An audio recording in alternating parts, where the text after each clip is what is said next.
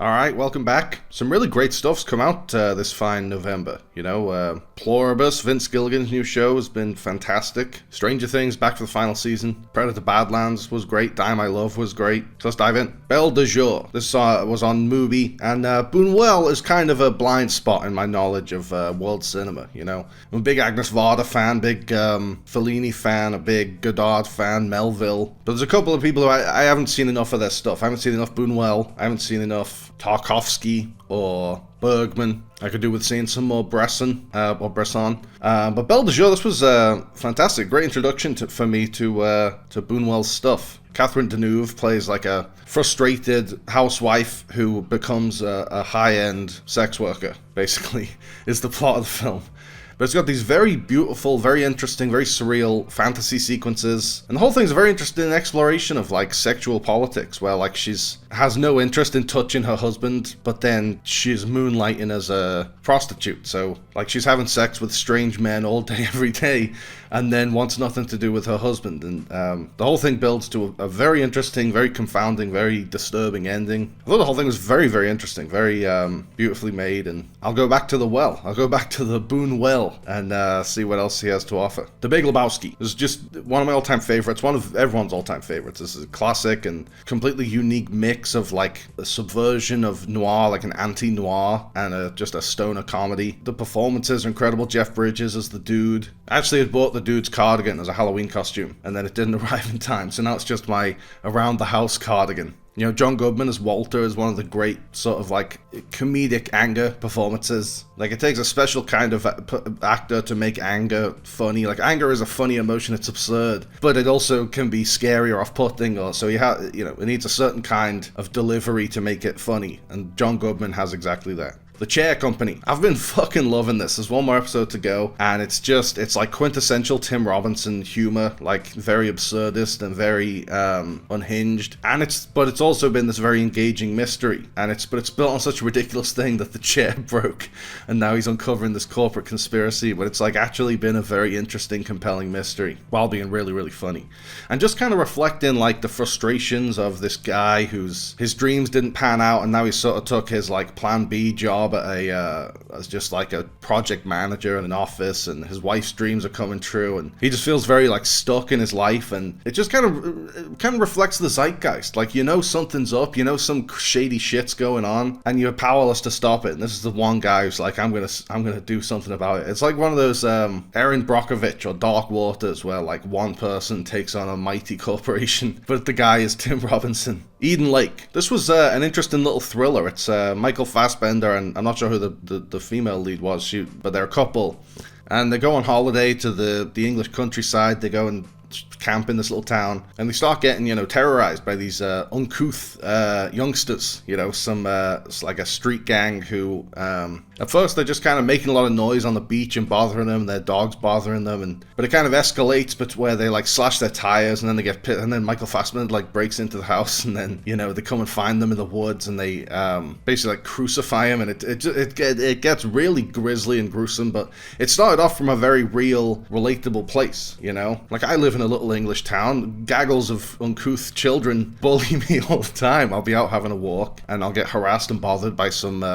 youngsters. Thankfully, it never escalated to where they tie me up with barbed wire and murder me. But it was an interesting basis of a thriller, where you take this relatable thing and just escalate it. Eastbound and Down. I rewatched Eastbound and Down because I just love Danny McBride, and I love him in that role specifically as Kenny Powers, where he's got a very he's this brash, blustering loudmouth who has this unearned confidence, but it's all covering up a very deep vulnerability and a deep sadness. And I could watch him play that kind of character all day. Bugonia. There's an interesting movie. It's hard to talk about without spoiling it, but it's classic Yorgos Lanthimos. Jesse Plemons and Emma Stone are fantastic in this kind of misery two-hander, or almost 10 Cloverfield Lane, where it's this battle of wits between captor and captee, and how much of what they're saying is true and how much is lies or misconceptions, or kind of just keeps you engaged on that kind of high wire. And the ending is bonkers. I did a video review of it, and then I did a whole separate video about the ending, because I didn't want to spoil the ending in the review, but I wanted to talk about the ending because it's fucking crazy. It was, it's wild, and it's very, very dark. It's like a dark comedy where the humor gets so dark that it kind of just stops being funny, and it's just dark and disturbing, but I kind of loved that. EuroTrip. I was at a party, and we'd had to go way out into the sticks to attend this party, so it would have been a nightmare to try and get an Uber back, so we ended up staying over. But because I was sleeping on the couch, I couldn't go to sleep until everyone else went to sleep. And at like 7 o'clock in the morning, everyone was still up, everyone was still raging. They're like, hey, let's put on a film. So I was fucking knackered, but they put on EuroTrip, and that's a really funny movie. I hadn't seen it in years. I hadn't seen it probably since I was a teenager. But it holds up. Like, it's very early 2000s humor, and it's very, raunchy, male sex drive driven, But there's some very funny stuff in there. Especially, obviously, the highlight of the film is Matt Damon's cameo, where he's singing a song. This guy, Scotty, the lead character, his girlfriend's just broken up with him. And then Matt Damon, who is the guy she's been having an affair with, comes up on stage and starts singing a song about how Scotty doesn't know that they're having sex. It's a great film. Welcome to Derry. I think I was pretty negative about this when on last month's video, and I kind of like it now. I still don't think it's great. It's but it's.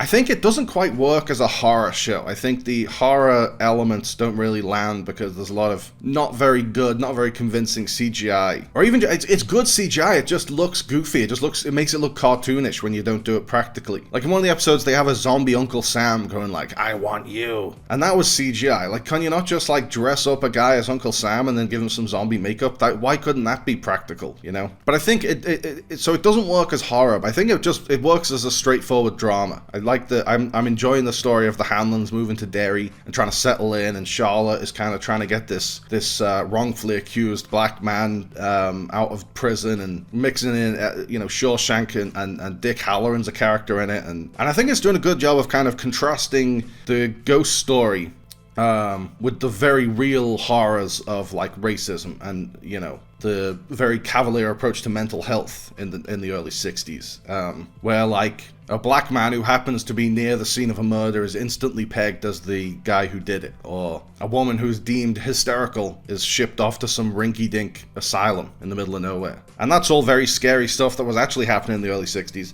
And the ghost stuff, the horror stuff is all kind of complementing that to be like when Will sees Pennywise outside his house looking in, and he screams and calls in his parents. It doesn't even occur to them that was like a ghost clown outside. They're like, oh shit, there's a disgruntled white person in the neighborhood who doesn't like that we're trying to get this wrongly accused black man off the hook, and he's stalking our house and watching us, and like it doesn't even occur to him that could be a ghost because he's got real scary shit to be worried about. So I'm liking all that stuff. It literally is just gotten to the point now where it is just the CGI horror stuff that's letting it down. Everything else is actually pretty great. I love LA. I got screeners for this. I reviewed the whole season, which I'll try not to spoil anything. HBO gave a list of things you can't spoil. And one of them was that Iowa Debris has a cameo, which that episode has aired, so that's okay to reveal now. But she was like the best part of the whole season. So I was like, it was like hard to write in the review, like, there's a guest star who's the best part of the season. I can't say who it is, because I really didn't like the show. I'm a massive Rachel Sennett fan. Obviously, I'm a huge fan of Bottoms. And I love Shiver Baby, and she stole the show in Bodies, Bodies, Bodies. And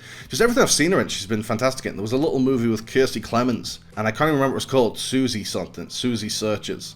And I just found it on TV one day, and she popped up, and she stole the show in that too. She's hilarious in it. She's only in about 2 or 3 scenes, and she's brilliant in it. So I was excited when she's like creating and starring in and writing her own show on HBO, and I was expecting like Gen Z Curb Your Enthusiasm, but it has ended up being like a crappy Gen Z version of Girls, or a crappy Gen Z version of Entourage. It's the way I described it in my review is it's like Girls if every character was Marnie. It's every character has like main character syndrome. Like there's one character who goes into a coffee shop to cut in line in front of people, and the barista says you can't cut in line anymore, and he kicks off and he's saying to the other customers like, they won't let me cut in front of you, and it's like, they don't give a fuck. Get to the fucking back of the line. They're not going to sympathize with you not being able to cut in front of them in the line. And it's like, the way I'm describing it, that might work as like he's supposed to be a bad person, like, because like if that was in Always Always Sunny. If that was Dee Reynolds in Always Sunny, that would be hilarious. But you're supposed to like this guy. You're supposed to be endeared to this guy and find him charming, and I didn't at all. Josh Hutcherson is wonderful in this. He plays Rachel Sennett's boyfriend. And the whole show is just, he's being a great boyfriend and a very supportive partner and a very forgiving partner. And she's being the fucking most horrible, awful, shitty girlfriend of all time. Like, he literally has a game night with some of his friends from work, and one of them happens to be a kind of attractive woman who is about his age. And Rachel Sennett jumps to, you two are sleeping together, or you want to sleep with her, and like, he was kind enough to let her come in and be in the game night, and she completely fucking ruins it. She's pissed, and she's just like taking swings at this poor woman who's just his good friend. Meanwhile, like, she actually is cheating on him. So what a fucking hypocrite. So I love Rachel Sennett. I love her and other stuff. I really didn't like this show. I mean, I gave it, I think, 6 out of 10 stars when I watched it. Because there's an actor in it, True Whitaker, and she's wonderful. She's great in it too. But every other character is just absurdly unlikable, and not in the Always Sunny way where you're supposed to find them unlikable, and that's the joke. It's like the show wants to challenge the idea that Los Angelinos are, vapid and soulless and self-obsessed and pseudo-spiritual and all these stereotypes of LA. And all it does is reinforce them. All it does is make you think, oh, that is what people in LA are like. So, I gave it a semi-positive review, but the more I'm thinking about it, the more I'm like, fuck this show. It's bad. Marvel Zombies. This I actually quite liked. It was just expanded on the What If episode, the Marvel Zombies What If episode, and this is there's a team led by Kamala Khan, who I love, as she's the leader of this group trying to navigate the zombie apocalypse. And I thought the writers did a great job of kind of having fun with all the tropes of zombie stories and zombie movies, but on a large scale and in a superhero world. And I thought it stuck around for just long enough. It's 4 episodes, so it's just long enough to have as much fun as possible in the world of zombie-infested MCU, but not so long that you're like, okay, it's getting old now. Superman. I'm revisiting some of my favorite films from the years. I'm compiling my top 10 list. And Superman's just so damn good. I mean, I'll have more to say about it when the top 10 video comes out at the end of the month, but it was like the perfect encapsulation of that character. The way David Corenswet plays him, and the way James Gunn wrote it, and the tone of the thing, and the colors, and the kindness, just the overwhelming kindness, and like little moments where he like swoops in and saves a squirrel say so much about who Superman is. And it's a Superman we haven't seen on the big screen in years. Fire and Water, making the Avatar films. This on Disney Plus. I got sent an early screener of this to review it as well. My first ever documentary review, which is cool. And this is much more than, like, obviously the timing of it makes it seem like it's just marketing for Avatar 3. And there's a preview of Avatar 3 at the end of it, so that is its function. It functions as marketing for the new Avatar. But it's a great documentary. It's just a great story about this like team of hundreds and hundreds, maybe thousands of people coming together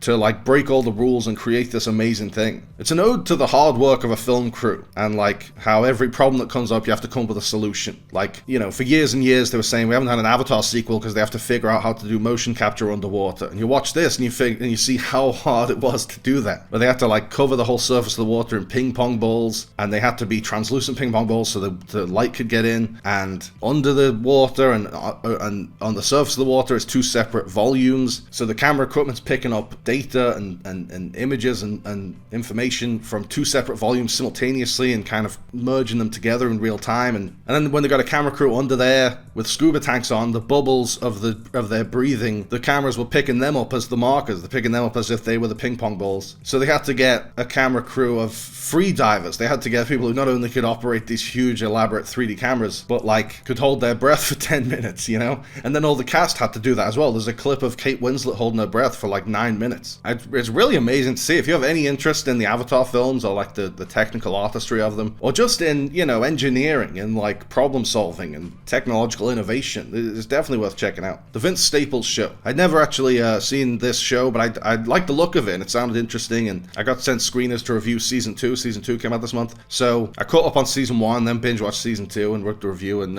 actually I liked season 1 more than season 2. I think season 2 started interesting and then kind of lost the plot. Because season 1, there's no like cohesive narrative. It's sort of, we're following this guy on his daily life. He's a rapper, but we just sort of see him like go out with his girlfriend or, go to a family reunion, and weird, surreal things happen to him. And I found it was very like Atlanta-esque in a great way. And then the second season, there's a bit more of a unifying story where his uncle has died and they're grieving his loss and figuring out his affairs and, you know, what to do with his house, what to do with his stuff, who gets what in the will, kind of thing. So it's this interesting look at grief, but then he's invited to the what was it called? It's called like the Black Excellence Guild or something like that, where these black artists are being celebrated, but the whole thing is run by a white guy called Massa. Like, it was all this very interesting kind of satire, but then it kind of takes this turn where the like goon squad from this Black Excellence Guild is coming after him, and as he's trying to get to his uncle's funeral, it becomes like John Wick, where he's like in car chases and shootouts, and there's lots of blood and everyone's dying, and it just became crazy. And I was like, what happened to like when he was trying to get served at the chicken restaurant in the theme park in season 1? What happened? Like, I much preferred it when it was like weird little mundane everyday things than when it's like becomes like an action movie. But season 2 was a lot darker and angrier, and, you know, it was interesting. Old Joy. They had like a whole Kelly Reichardt thing on Mubi, and I don't think I've ever seen any of her films. So I thought I'd check a couple of them out. Old Joy was the first one I watched, where these two guys, one of them is like an old hippie, and the other one is like giving up the hippie lifestyle and settled down with his wife and dog, and they go on this road trip to go and stay in this bath in the middle of the woods, and like it's such a plotless movie. Like, that's all it is. They go to the woods and have a bath and then drive home. But it's this interesting look at these two guys' friendship that's having a bit of a strain on it because one of them has moved on with his life, the other one hasn't. And there's these little moments of like human profundity. I thought it was really great. It was a great introduction to Kelly Reichardt. Very kind of, you know, naturalistic, humanistic. River of Grass. This was, I think this was Kelly Reichardt's first film. I watched this one afterwards.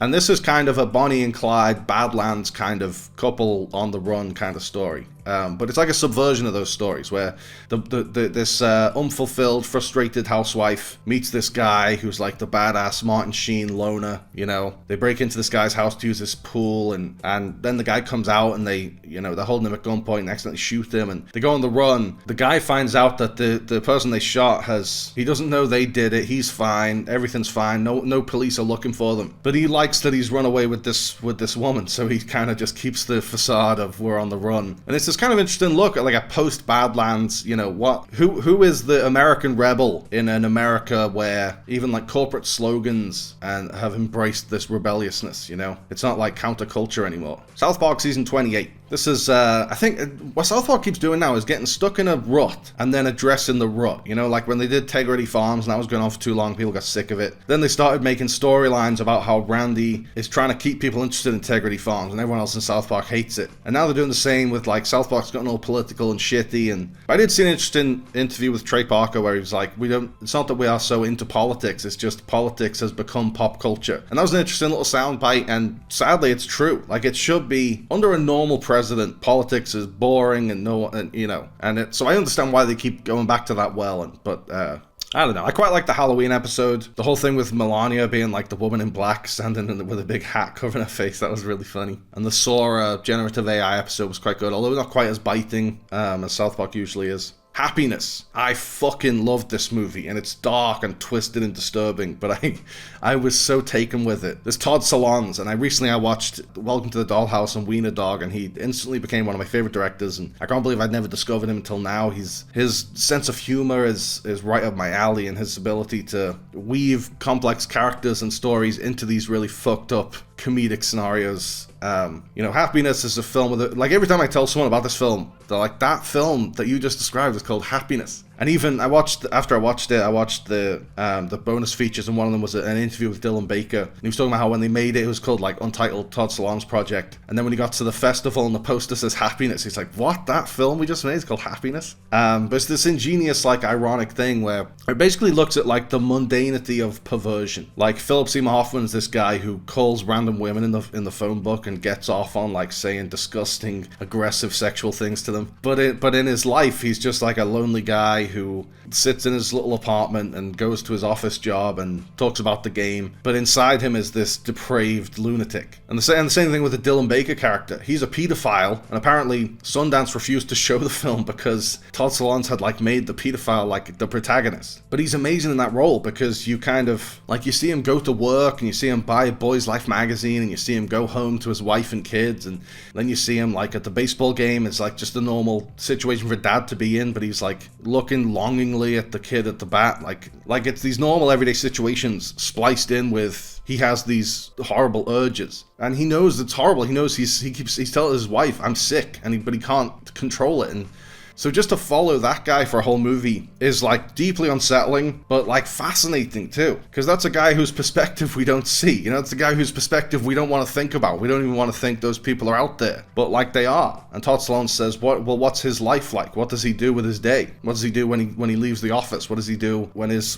son has a friend over for a sleepover? And he answers these questions in the most deeply unnerving ways imaginable. But it's captivating. I couldn't believe what I was watching. I couldn't believe this movie had gotten made. Sydney White. This was pretty good. This is it's like a college retelling of Snow White. Like Amanda Bynes gets to college, and the head of the top sorority is like the evil queen, and she won't let her in, so she goes and joins this frat with like 7 guys who are the 7 dwarfs. You know, one of them's dopey and one of them's sneezy, and one, you know, it's like all the 7 dwarfs, and she lives with them and kind of rallies them to find their self-confidence. And there's this website where it like rates who's the most attractive girl on the campus, and obviously that's the modern internet version of the fairest of them all in the mirror. I really got a kick out of it. Like, I think I got horrible reviews, but I'd never heard of it. Just popped up on Netflix. I had a couple of hours to kill. I stuck it on, and I really quite enjoyed it, to be honest. Predator Badlands. This was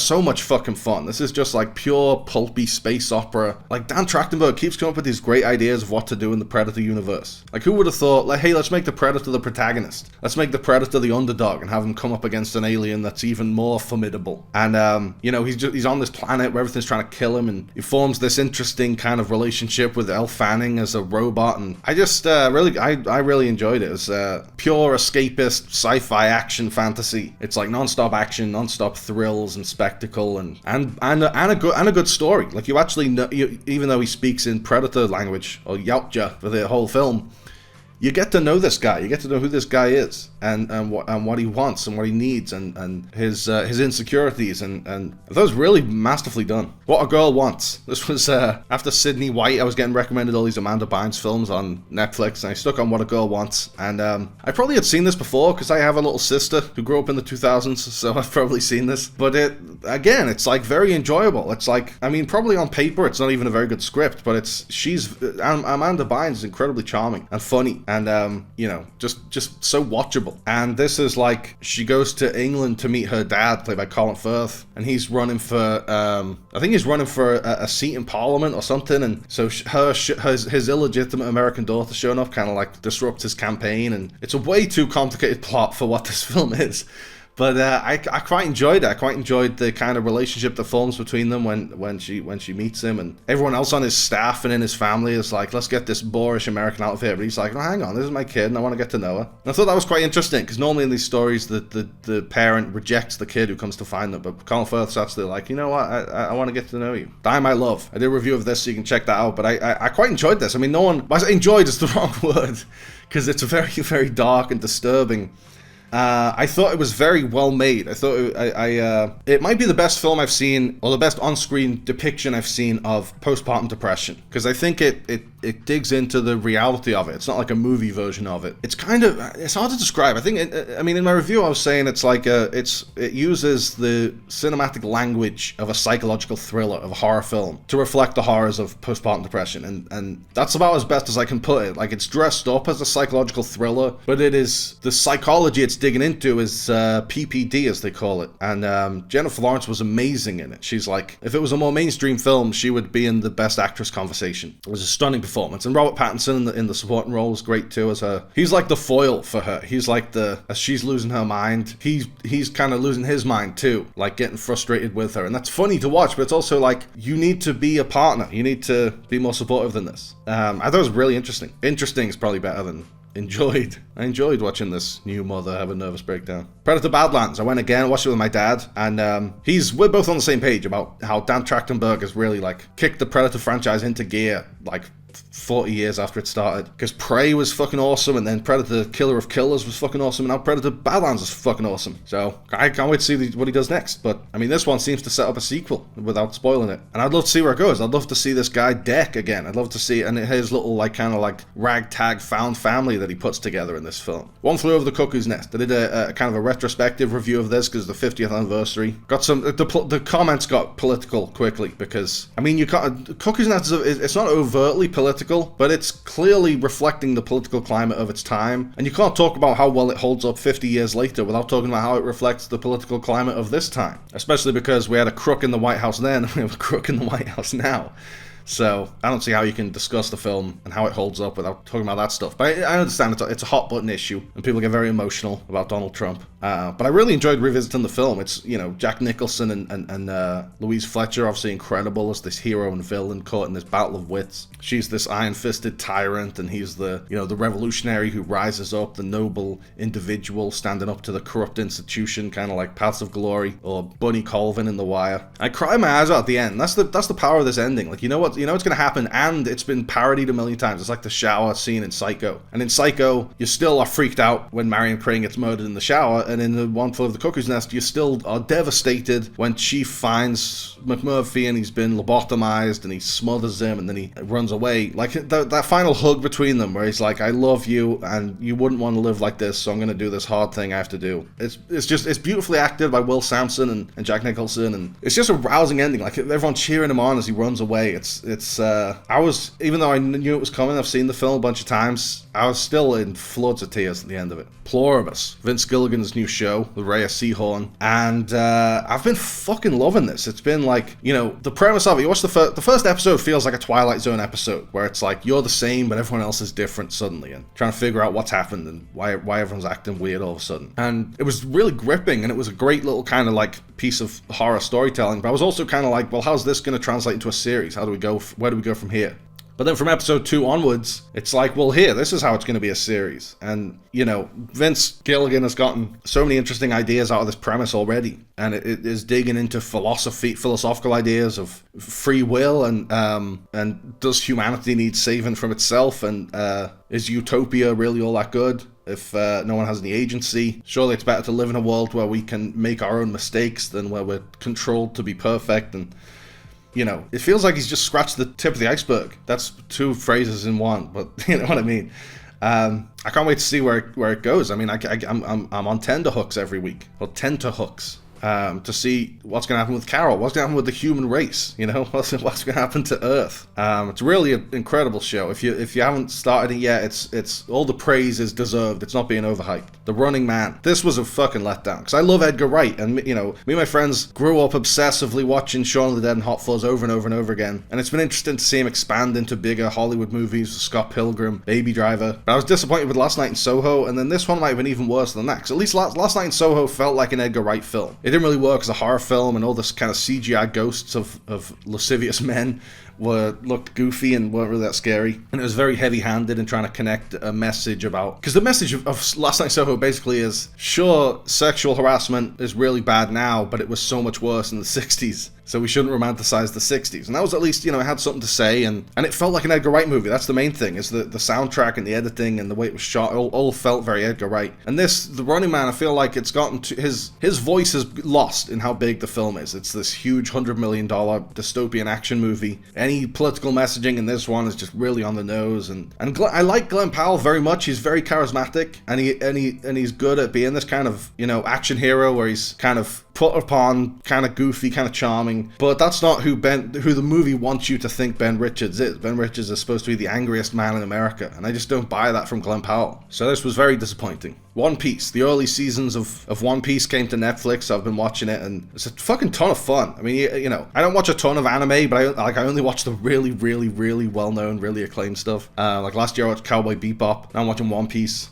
But I'm really liking it. Like, it's this great little kind of pirate adventure, but he has superpowers, and it's just like full of wacky, colourful characters, and they're on the high seas and high stakes adventures, and I've been loving it. Dark Horse, there's another Todd Solondz film I picked up. Because after I watched Happiness, I was like, I'm watching every fucking thing this guy's done. And it's been hard to track some of them down. There's a film called Life During Wartime, I think it's called, and I can't find it. Every time I find a seller online who has a DVD of it and I order it, I get an email like, sorry, order cancelled, we don't have it. And I'm like, well, you said you did. So that one might take a bit of wangling to get a hold of. But Dark Horse, this was probably the weakest film of his I've seen yet. But the weakest Todd Solondz is still a really great little dark comedy. He basically set out to make a movie about George Costanza, about if George Costanza was a real guy, where he's this middle-aged loser living with his parents. And they even hammer this home because at one point his parents are watching TV and he's watching an episode of Seinfeld with George and his parents. But it's not a real episode. Like, I heard it on the TV and I was like, that doesn't sound like a real episode. I don't think I've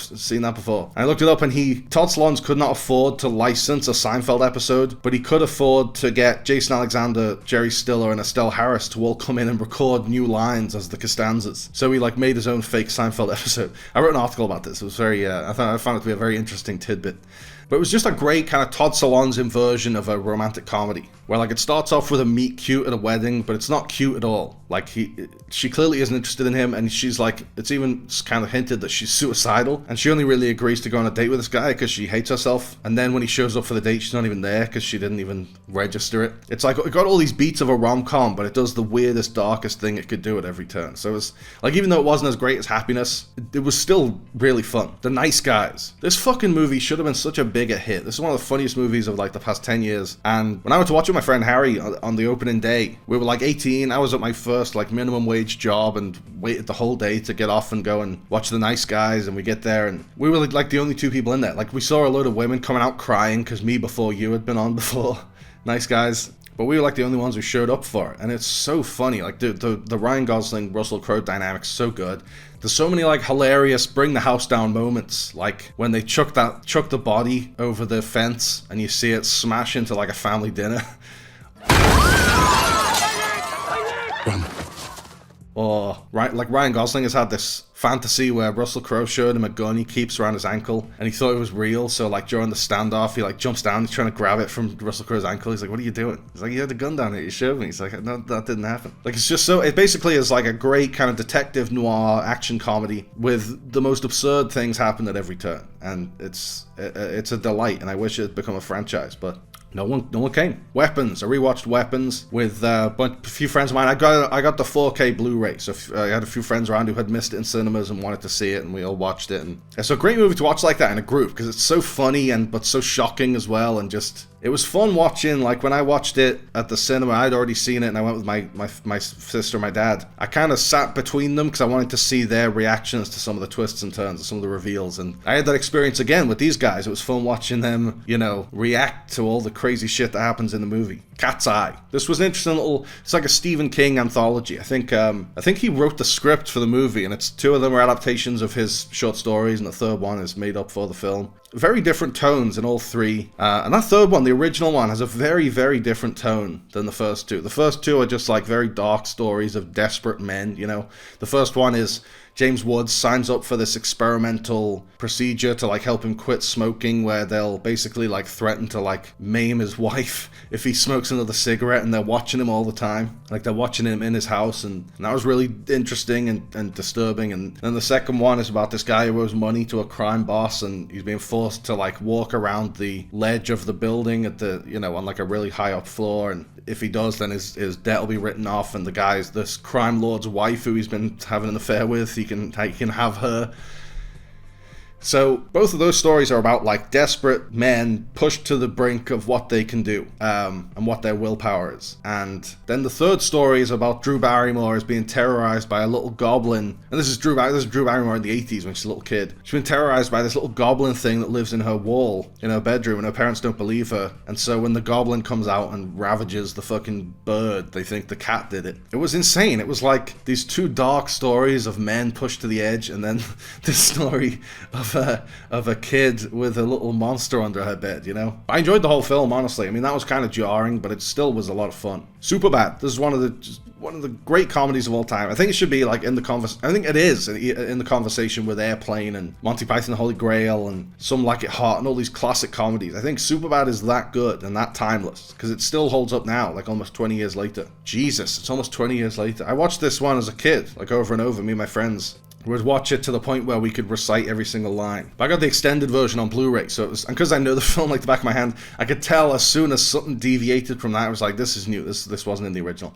And there's some good lines in the extended edition, but the original, the unrated version's fun, but the original's the masterpiece. Wicked for Good. There's another one I did a video about, and I wasn't a huge fan. I really liked the first one. I thought it fit perfectly into the structure of a movie, where it basically is like a high school movie set in Oz, and it has this rousing climax with Defying Gravity. And then the second movie is just, what do we do next?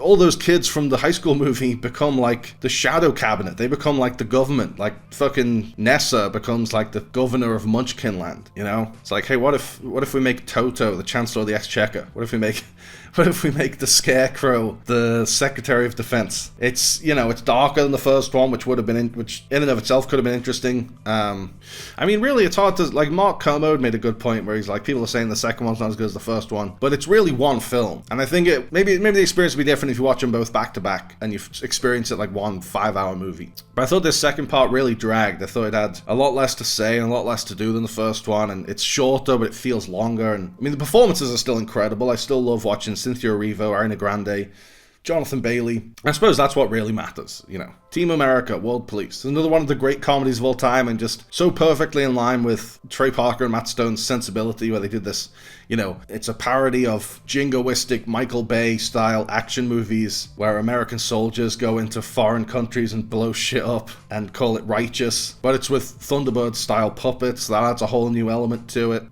to the parody, and it kind of, they take like the wooden acting of like a Ben Affleck in Armageddon kind of role and make the character's face is actually made of wood.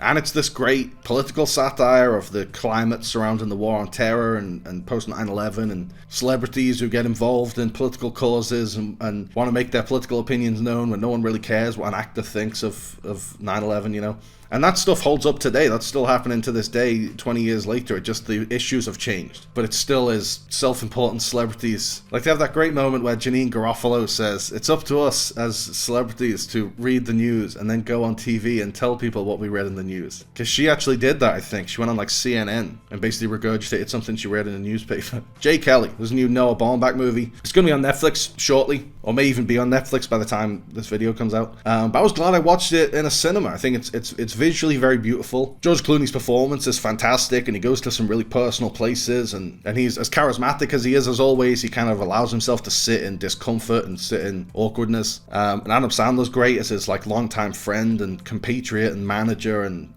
almost like John Landau. It reminded me a lot of John Landau in the Springsteen film, where he's, as much as he's managing his career, he's also like his emotional lifeline, And their chemistry is really beautiful, and it just was an interesting look at this like sad middle-aged man looking back on his life and regretting all the shit he fucked up, and particularly like how he was a bad dad to his daughters, and now he's ready to like give up being a movie star and connect with them and spend time with them, but it's way too late. Like, they're adults, they have lives of their own, and they're like, the time for this was when we were kids, fuck off now. And he's left all alone. Like, there's a beautiful moment where Patrick Wilson's also getting honored. Like, the whole story is he's traveling through Europe to be honored at this tribute to his career, and Patrick Wilson is playing another actor who's also getting honored at the same thing. And George Clooney's alone. He bumps into Patrick Wilson. He's got like 4 carloads of family with him, kids and grandkids and all kinds of like people who love him, and he's like, hey Jay, can you spare a couple of tickets? I need some more to get more of the fam in.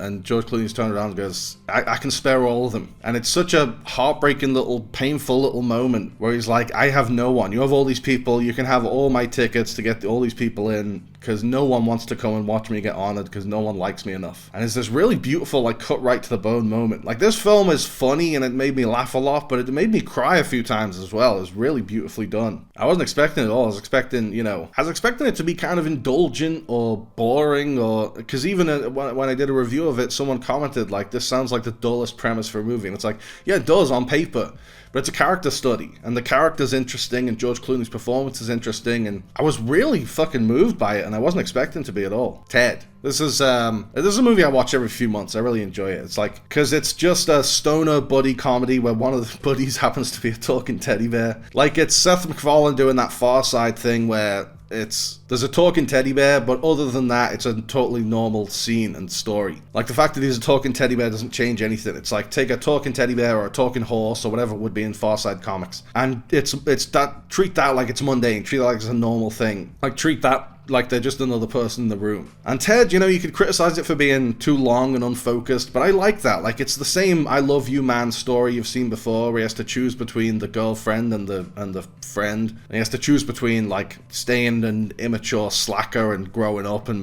becoming a man, you know? And we've seen that before, and so I don't need the movie to focus on that too much. I don't need the movie to cut any of the fat away, because the fat is the best part. The fat is when he's hanging out with Ted getting high, and they meet Sam Jones. They go to the aquarium and they're watching fish in a tank, and they're kind of like attributing personalities to them, like in Annie Hall when they're in the park and they watch people go past. Like, I love that stuff. If anything, you could cut the whole plot out and just have it be that. Just have it be a pure hangout movie. Palindromes. There's another Todd Solondz film where he's tackling this idea of people who like attack abortionists. You know, like a Christian fundamentalist terrorist who would bomb an abortion clinic or assassinate an abortionist. And it's like, so you think what's happening is babies are getting killed. That's what you think an abortion is. So you're going to kill people, to fight fire with fire. It's like, how hypocritical do you want to be? And it's even a gray area whether it is killing babies and whether it is, you know, life begins at conception, all that jazz. But it's through the eyes of this kind of young girl who runs away from home, and in typical Todd Solondz fashion, there's some very disturbing stuff. She strikes up a romantic relationship with a trucker, and she's like a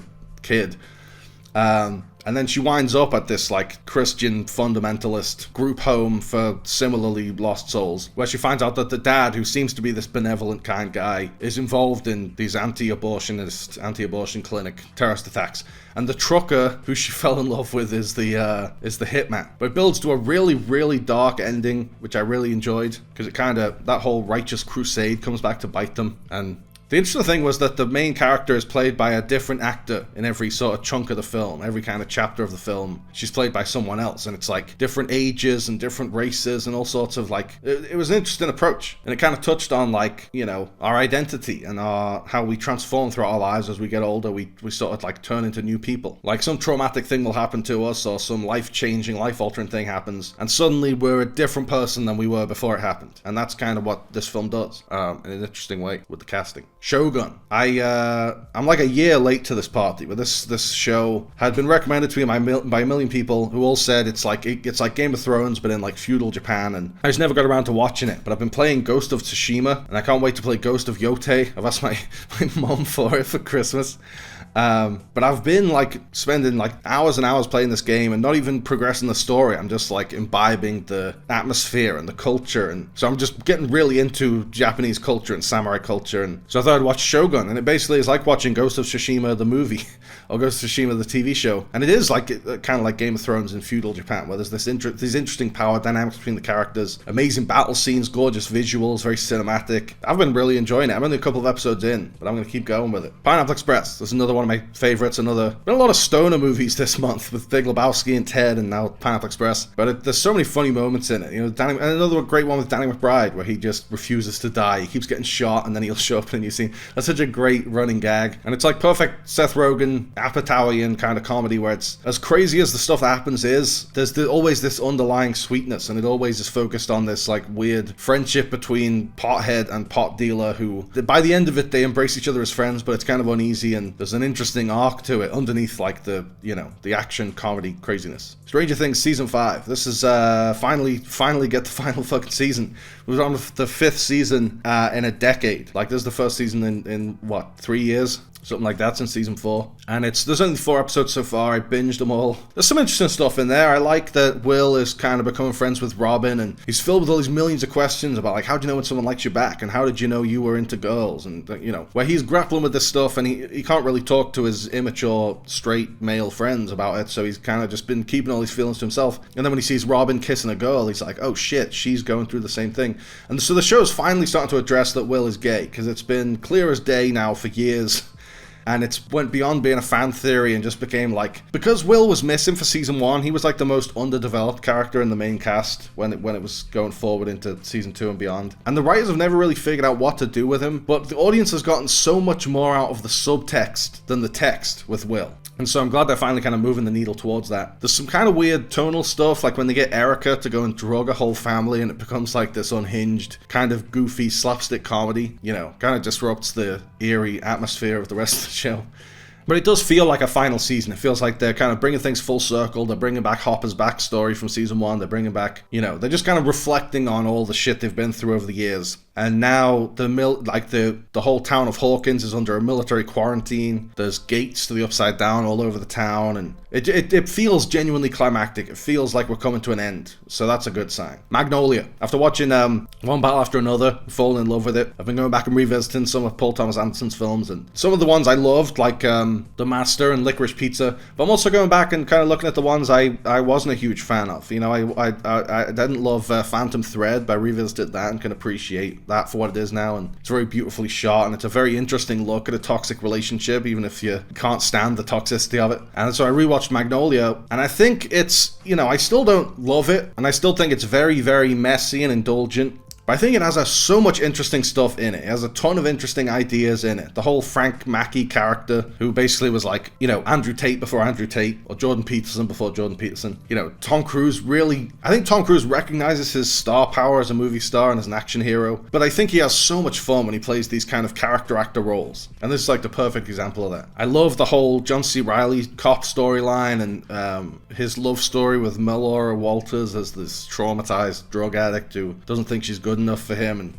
but he loves her, and you know, that whole story is really sweet, and you kind of see flashes of ideas he was going to be touching on in Punch Drunk Love next. I don't think it comes together as a cohesive whole. I think it has a great opening with the you know, the narrator takes us through a few wild coincidences, and then the ending is crazy with the fucking frogs falling from the sky, and then everything in between is kind of this patchwork of some interesting ideas, some not so interesting ideas. It's throwing shit at the wall and seeing what sticks, and a lot of it does stick, but you know, it still is much weaker and messier compared to a masterpiece like There Will Be Blood or Punch Drunk Love or One Battle After Another. But it's, you know, it's his love letter to his city, to where he grew up, and he clearly had a lot of fun making it. So it's a good movie. It just isn't a great movie. But yeah, they have everything I watched in November, and I guess I'll see you in the new year. See you in 2026. Thanks for watching, guys. I hope you liked the video. Remember to like and subscribe and click on the little bell. And also seize the day and call your mom and be kind to yourself.